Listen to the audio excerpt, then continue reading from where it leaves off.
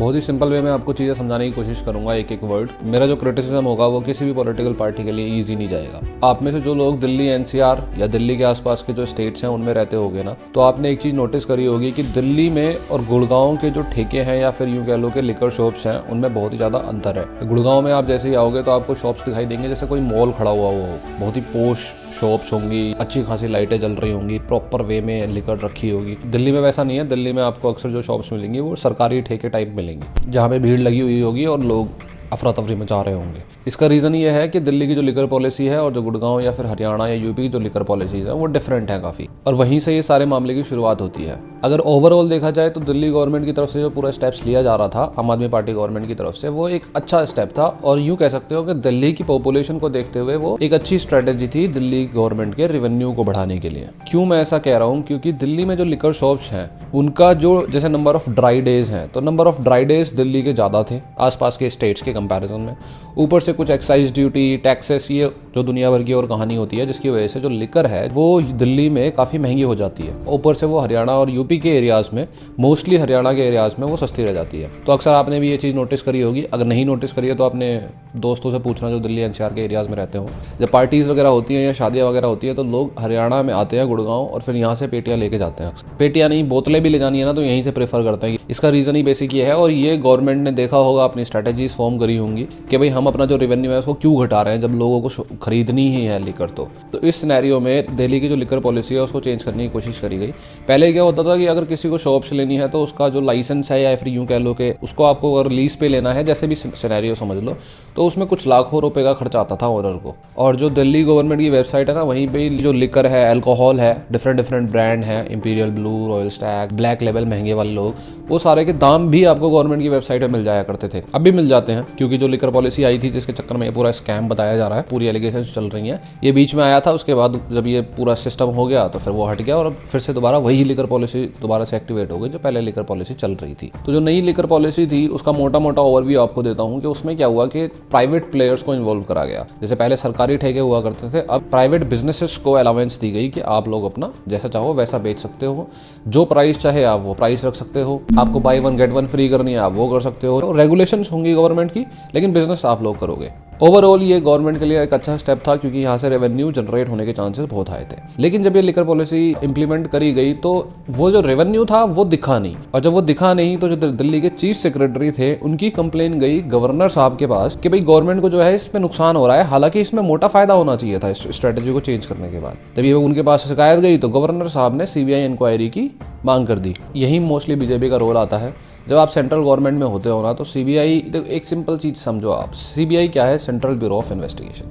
ED क्या है? Enforcement directorate under ministry of finance. अब ये मिनिस्ट्रीज आती है गवर्नमेंट के अंदर, सेंट्रल गवर्नमेंट के अंदर। तो सेंट्रल गवर्नमेंट की तरफ से भी जो भी ऑर्डर्स आने वाले हैं उसका तो ऑफकोर्स इसमें इंटरफेरेंस रहेगा ही रहेगा। और जब चाहेगी सेंट्रल गवर्नमेंट तो वहाँ पे सीबीआई इंक्वायरी बहुत जल्दी से ही इंप्लीमेंट कर दी जाएगी, जहाँ पे लेट करना चाहेगी वहाँ लेट हो जाता है, और ये बीजेपी अक्सर करती है। इसमें तो खैर कोई खास ज़्यादा डाउट नहीं है। लेकिन बात पता क्या आती है कि as a citizen of this country, मान लो रमेश और सुरेश दो करप्ट लोग हैं। अब सीबीआई जो है वो रमेश के पीछे जाती है, सुरेश के पीछे नहीं जाती, क्योंकि सुरेश को जो है वो करंट रूलिंग पॉलिटिकल पार्टी का सपोर्ट है। तो जनता होने के नाते मेरा तो ये स्टैंड है कि भाई रमेश के पीछे जा रही है तो जाए, करप्ट तो दोनों ही है। और जब कभी फ्यूचर में जो रूलिंग गवर्नमेंट चेंज होगी तो सुरेश भी पकड़ा जाएगा, तो हमें क्यों फर्क पड़ना चाहिए? ईडी की जितनी रेट्स पड़ रही हैं पड़े। पर एक बहुत ही सिंपल सिनेरियो यार, ऐसा नहीं हो सकता कि कोई अगर बिल्कुल दूध का धुला हुआ इंसान है उसके पीछे भी सीबीआई और ईडी लगा सकते हो आप। ये पॉसिबल नहीं है। कुछ ना कुछ दाल में काला तो होता ही है, क्योंकि फाइनली ईडी को भी आगे जाके कोर्ट को प्रूफ देने पड़ते हैं, एविडेंसेस देने पड़ते हैं। ऐसा नहीं है कि कोर्ट जो है उनको डांट नहीं सकती। तो ये सारा सिनेरियो है। और जो नई लिकर पॉलिसी दिल्ली में आई थी, इसमें जब प्राइवेट बिजनेसेस इन्वॉल्व होना शुरू हुए तो वहाँ पे कुछ रूल्स एंड रेगुलेशंस भी थे, कुछ एक स्ट्रक्चर था। स्ट्रक्चर क्या था कि पहले एक जोनल लाइसेंस होगा। जोनल लाइसेंस मतलब एक जोन बट गई। अब जोन में जितनी भी शॉप्स हैं उसका जो लाइसेंस है, उन शॉप्स का लाइसेंस अलग होगा और जोन का लाइसेंस अलग होगा। तो जिस बंदे को जोन का लाइसेंस मिलेगा, अब सिंपल सी बात है यार, वो करोड़ों रुपए खर्च करेगा, लाखों में काम नहीं चलने वाला है। तो छोटे मोटे जो बिजनेसमैन होते हैं उनके हाथ में वो नहीं जाने वाला है। यहाँ पे कार्टेल फॉर्मेशन होने का डर था कि जो पावर है जिसके हाथ में, वो अपना जैसा मर्जी चाहे वैसे रन करेगा। मान लो आपके पास जोनल लाइसेंस है, करोड़ों रुपए आपके पास है, अब आप कहोगे कि भाई मैं तो 1000 रुपए की कोई है विस्की, उसको मैं तो 1000 की नहीं बेचता, 2000 की बेच। दूसरा जो मोटा मोटा है जिसपे पूरा केस चल रहा है कि जब प्राइवेट बिजनेसेस, प्राइवेट पार्टीज को इन्वॉल्व कर लिया गया है तो रेवेन्यू बहुत ज्यादा तेजी से बढ़ने की बजाय स्टैग्नेंट है या फिर कम क्यों है? इसी बात की कंप्लेन गवर्नर साहब पे करी गई थी और सीबीआई इसी में ही इंक्वायरी करने आई थी। देखो एक चीज़ और समझ लेना कि सीबीआई और ईडी में फ़र्क होता है। एनफोर्समेंट डायरेक्टरेट जो होती है वो जितने भी फ्रॉड या इस टाइप के काम होते हैं फाइनेंसिस में पैसे को लेकर उसकी जांच करती है, और सीबीआई तो ऑफकोर्स क्राइम की जांच करती है। तो दोनों ही जो है इन्वेस्टिगेटिव एजेंसीज इसमें इन्वॉल्व हैं। अब धीरे धीरे आम आदमी पार्टी के काफ़ी सारे पॉलिटिकल लीडर्स अरेस्ट होने शुरू हो गए। देखो ये जो पूरा केस है ना, ये स्टैंड नहीं कर पाता अगर काफ़ी थोड़े बहुत एविडेंसेस ना मिल रहे होते कोर्ट में। जैसे कुछ ईडी ने ये क्लेम किया कि मनीष सिसोदिया जी के पास कई सारे फ़ोन थे, कई सारे सिम कार्ड थे, कुछ को डिस्ट्रॉय करने की कोशिश भी करी गई। तो इस बिना पे जो है बेल भी नहीं मिल पा रही कि भाई अगर इन्हें छोड़ दिया तो वो एविडेंसेस को ख़राब कर सकते हैं। तो ऊपर से जब ये सारी बातें हैं तो आपको इतना मुश्किल नहीं होगा कन्विंस करना कि भाई इतने सारे फ़ोन आपके पास कर क्या रहे थे वगैरह वगैरह। और भी कुछ बातें हैं कि जिन लोगों को बाद में ईडी ने अरेस्ट करा या सीबीआई ने अरेस्ट करा, उनमें से कुछ लोग उनकी तरफ से पलट गए और उन्होंने सारी बातें जो है वो कबूल नहीं कि ऐसे ऐसे हुआ था, वैसे वैसे हुआ था। इसमें ही नाम आता है अरविंद केजरीवाल साहब का भी, इसमें ही नाम आता है संजय सिंह साहब का भी। अब जो पूरा केस है वो चल क्यों रहा है? क्योंकि ऐसा एलिगेशंस है, कलेक्टिव एलिगेशंस है ईडी की, सीबीआई की, अपोजिशन पॉलिटिकल पार्टीज की। जो भी सोर्सेस है मैं नीचे कोशिश करूंगा मेंशन कर दूंगा। कलेक्टिव एलिगेशंस ये है कि जो प्राइवेट पार्टीज को इन्वॉल्व करा जा रहा था ना, उन प्राइवेट पार्टीज का जो रेवेन्यू है वो गवर्नमेंट के स्ट्रक्चर में तो दिखाई नहीं दे रहा, गवर्नमेंट के रेवेन्यू में, लेकिन वो एक्चुअल में आम आदमी पॉलिटिकल पार्टी को फंडिंग दी जा रही थी दूसरे मेथड से।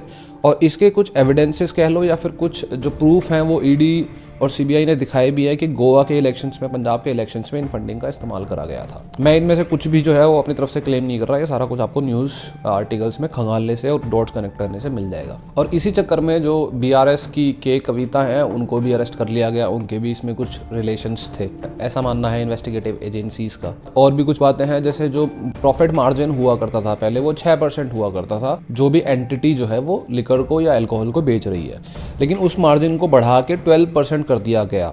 और साथ में कुछ लाइसेंस फ़ी को वेव ऑफ कर दिया गया, कोविड का बहाना मार के कि भाई कोविड की वजह से नुकसान हुआ इन्हें प्राइवेट बिजनेसेस को, तो उनके जो ये वाले पैसे माफ़ कर दो, वो वाले पैसे माफ़ कर दो। लेकिन ये तो देखो कॉमन सेंस वाली बात है कि कोविड में दुनिया भर का बिजनेस शायद स्लो डाउन हो गया था, लेकिन जो सेल है लिकर की वो कम नहीं हो रही थी। इन सारी चीज़ों का जो पैसा है वो पैसा गलत तरीके से पॉलिटिकल फंडिंग के लिए यूज़ करा जा रहा था, ऐसी एलिगेशंस हैं। और इसी पे ही पूरा ईडी और सीबीआई की जांच चल रही है, इसी चक्कर में अरेस्ट्स हो रहे हैं। और अभी अरविंद केजरीवाल को भी मल्टीपल समन्स आए थे ईडी की तरफ से, लेकिन वो नहीं गए। फिर दिल्ली हाई कोर्ट में अपील भी करी गई अरविंद केजरीवाल द्वारा, लेकिन उन्होंने इसको रिजेक्ट कर दिया सुनने से। फिर सुप्रीम कोर्ट में भी अपील करी गई अभी अरेस्ट होने के जस्ट बाद। लेकिन एक और न्यूज़ आई कि कविता जी जो अरेस्ट हुई थी, जो बीआरएस पॉलिटिकल पार्टी की थी तेलंगाना के, उनका भी कुछ प्ली गई थी सुप्रीम कोर्ट में, लेकिन वो सुप्रीम कोर्ट ने रिजेक्ट कर दिया कि भाई आप हायरार्की से आओ, आप पहले हाई कोर्ट जाओ फिर सुप्रीम कोर्ट आओ और ऐसे ऑर्डर फॉलो करो, ऐसे आप डायरेक्टली सुप्रीम कोर्ट नहीं आ सकते जस्ट बिकॉज आप एक पॉलिटिशियन हो। फिर ऐसी न्यूज़ भी आ रही है कि अरविंद केजरीवाल की जो सुप्रीम कोर्ट की प्ली उन्होंने डाली थी वो वापस ले ली उन्होंने।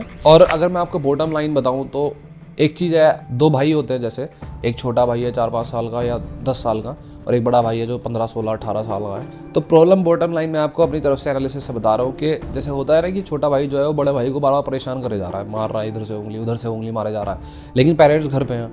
लेकिन जब पेरेंट्स गए तो छोटे भाई जो है उसको उधेड़ देगा बड़ा भाई। अब यही ऑलमोस्ट आप ये कह सकते हो सिनेरियो इस टाइम हो रहा है। आम आदमी पॉलिटिकल पार्टी लोकसभा में उनकी एक सीट है सिर्फ 543 सीट्स में, और अगर आप उसे देखोगे लोकसभा इलेक्शंस के हिसाब से तो वो political party directly BJP political party को बहुत ज़्यादा पोक करती रहती है, और इस पोक का रिजल्ट तो आना ही था। अभी से मिसयूज ऑफ पावर कहना है तो आप कह सकते हो, लेकिन जब बड़ी पिक्चर पे आप देखोगे कि पूरे 70-80 सालों में क्या हुआ है तो आपको ये छोटी बातें लगने लग जाएंगी। क्योंकि जब जो पावर में होता है वो अपनी पावर का इस्तेमाल करता ही है अपनी इन्वेस्टिगेटिव एजेंसीज की। इसमें कोई पॉलिटिकल पार्टी दूध की धुली हुई नहीं है। अगर आप आम आदमी पॉलिटिकल पार्टी की बात ले लो तो उनके हाथ में पंजाब पुलिस है, तो वो उसका जितना इस्तेमाल कर सकते हैं उतना करते हैं। अभी एक भाई थे जम्मू के जिन्होंने एक यूनिवर्सिटी के बाहर की कुछ वीडियोस क्लिप बनाई, तो पुलिस उन्हें पकड़ने जम्मू तक चली गई। क्या उसकी एलिगेशंस है, क्या उस पर सेक्शंस लगाओगे, क्या ही भरोसा है। रचित कौशिक को मुजफ्फरनगर से अरेस्ट करा गया पंजाब पुलिस द्वारा। पंजाब पुलिस तजिंदर पाल सिंह बग्गा को दिल्ली पकड़ने पहुंच गई थी। लेकिन इसमें एक बहुत बड़ी बात भी है, अगर आप जैसे लोग बोलते हैं ना कि भाई न्यूट्रल रहो, किसी पॉलिटिकल पार्टी की बातें मत करो, भाई इस देश में न्यूट्रल रहना बहुत मुश्किल है। क्यों मुश्किल है? क्योंकि तजिंदर पाल सिंह बग्गा जो है वो बीजेपी की पॉलिटिकल लीडर है, ठीक है। उन्हें पंजाब पुलिस पकड़ने आती है, एकदम से ही सारी पुलिस एक्टिवेट हो जाती है, दिल्ली पुलिस भी और हरियाणा पुलिस। पंजाब पुलिस उन्हें पकड़ के ले जा रही थी, उनको हाईवे पे हरियाणा पुलिस रोक लेती है, किडनैपिंग का मामला दर्ज करा जाता है, और उनको छुड़ा के वापस लेके आती है कि आपने किस एलिगेशंस पे इनको पकड़ा है। लेकिन कोई अगर पॉलिटिकल पार्टी से डायरेक्टली कनेक्टेड है तो उसको बचा लिया जाता है। अब बीजेपी पे तो इनफ मसल्स हैं बचाने की, तो बीजेपी पॉलिटिकल पार्टी के लीडर को तो बचा लिया गया, लेकिन रचित कौशिक और बाकी के जो कुछ हैं उनको कौन बचाएगा? भाई यहाँ पे न्यूट्रल होना बहुत मुश्किल है। और ओवरऑल कहने का मतलब था कि जो पॉलिटिकल पार्टी जहाँ जैसे जितनी पावर में है ना, वो अपनी मसल्स का इस्तेमाल करती है। खैर फिलहाल के लिए ये पूरा सिनेरियो चल रहा है। कोशिश करी मैंने आपको कि अपनी देशी लैंग्वेज में चीज़ों को समझाने की, क्योंकि टेक्निकली अगर मैं बहुत ज़्यादा इसे कर दूंगा मिक्सअप तो चीज़ें ख़राब हो जाती हैं। That is it, see in the next video.